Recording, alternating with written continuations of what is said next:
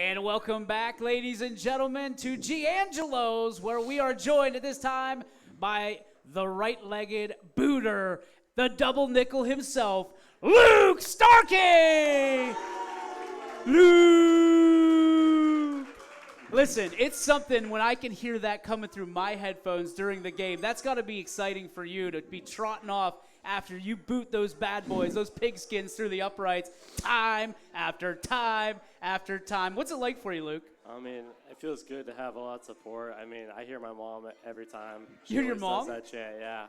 I always signal it out on the field. I can always hear it. It's wow. crazy. It's either because she's loud, or it's just it's a son and a mother's connection.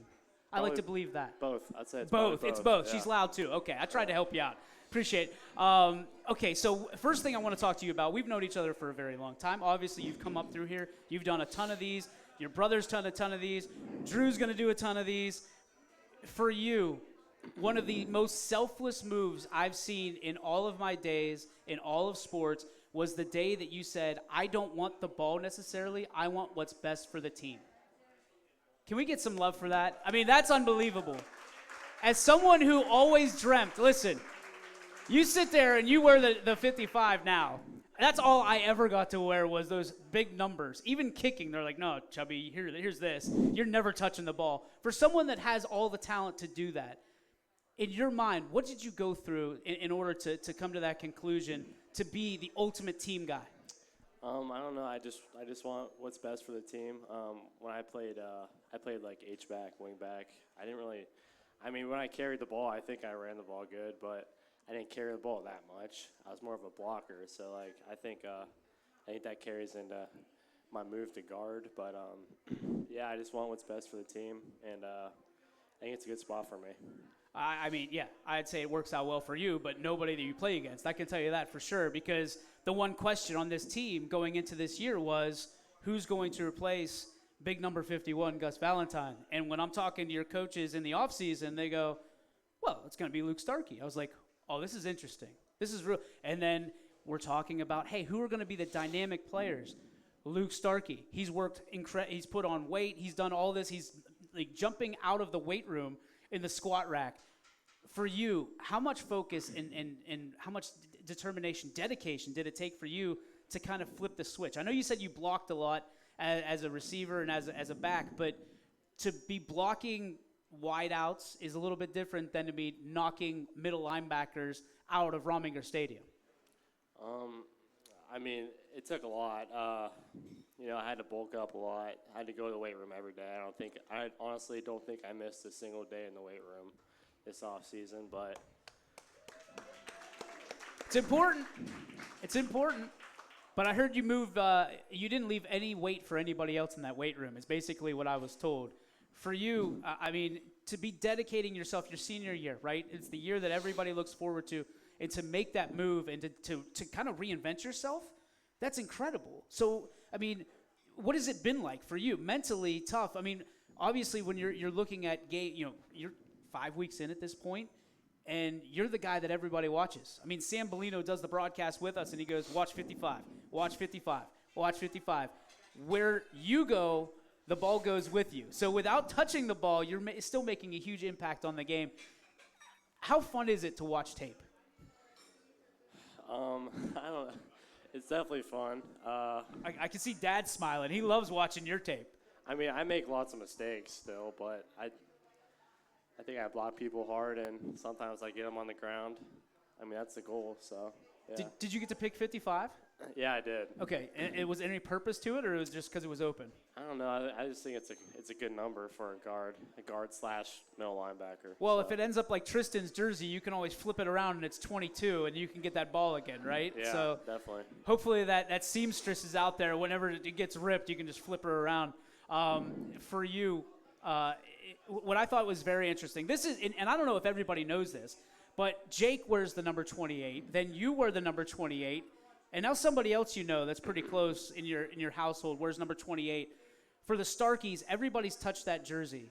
How important is that to you? And do you even understand the intricacies of that, what it means in your household? I mean, yeah, it definitely means a lot. I think our family is like we're like the definition of a hardworking family. It feels good to wear. It felt good. Felt good to wear number 28 because my brother. I always looked up to him. I think he was one of the most hardworking kids I ever met. Always worked his butt off. So I've always looked up to him, and it's always nice to have Drew wear that jersey now, since I'm a big old guard now. Now, I know Drew pretty well as well. I think 55 is safe. I think he's going to leave 55 alone. No offense to you. I think he's going to say you can have 55. How cool is it? I mean, you played with Jake going up the ranks, and now you get to play with Drew. You're kind of that link, right? That links 3 generations. How cool is that for you? It feels good. It feels good to be that guy that people look up to. I think Drew looks up to me, and I try to be a good role model for him. That's awesome. Yeah. That's awesome. Being a good role model is where it's at. And you certainly are, man. You certainly are. Let's talk some fun stuff now. Jake's out of the house, right? Yeah. So what kind of stuff did you take out of his room or just naturally came into your possession? I'm going to be honest. I didn't really take anything. I didn't take anything. Truth? All right. The lie detector says he's telling the truth. For all you Maury Povich fans out there. So let's go to Drew. What does Drew take from you that maybe is yours?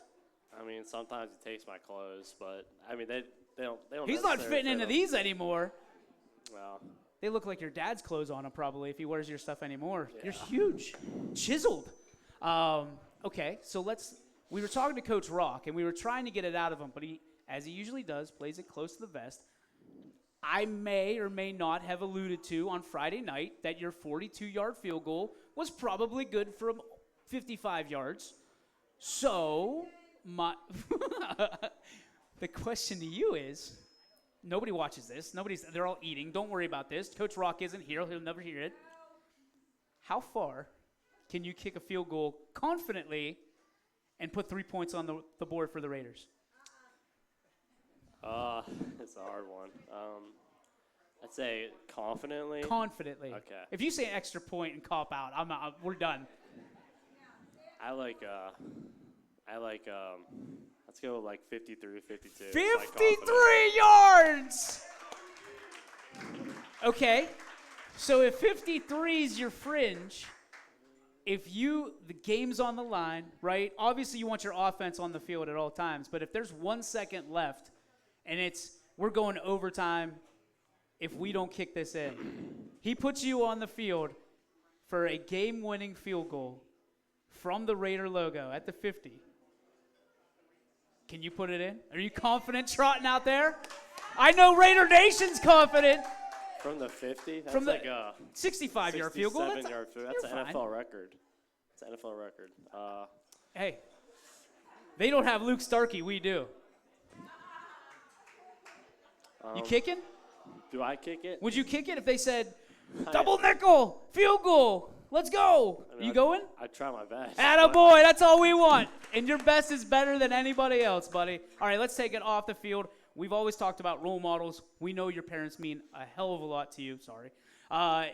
From a scenario of now being a senior and having limited time, potentially in that household, going on to do, bigger and better things, how important is it to you to have that very, very close relationship with not only your parents but your family? It's very important. I think I've taken a lot of my character traits from them. I've learned a lot from them. I'll definitely miss them when I go to college. I miss having them around. But yeah, I think I've learned from them. They've been good role models for me. And yeah. Let's talk about traits. It's one of my favorite questions this year. So you have an opportunity. You got your mom over here, your dad over here. You can take one trait from each of them and put it into your own DNA if it's not already in there. What's your favorite trait about each of your parents? I don't know. Is it a trait that I took in? It's just a trait that you can have, and you don't have to give up. We know you like your dad's looks because you guys are spitting images of each other. So, I'd say I like my mom and how she just never gives up. She'll just keep at it until she gets her way. Um, Hey, I love it. I love it. That's a great one. That's a great one. Now the challenging one's your dad. for my dad, I don't know. I think he's always calm and poised. So I think that's a good trait to have too, especially on the football field. Especially on the football field. All right, so I got to ask you a question. Obviously, your dad on staff from that situation. How cool is it to be coached by your dad? And how special is it? And what's that relationship like? And how has it changed since he became part of the staff? It's pretty cool, honestly. I mean, last year he was coaching me every day because I was still at H-back. But, this year I haven't been coached by him much, but he's always talking me through stuff and all that. So he definitely helps me a lot. Awesome. All right, we'll give you the same question we had for Coach Rock, so you got a little bit of prep for it. If Luke Starkey could be on any game show or reality show and compete, what would it be and why? And compete, so I have to. You got to be good compete, at it. yeah. I mean, it can't just be you just sail it in and be like, hey, I'm here for the money and I'm out.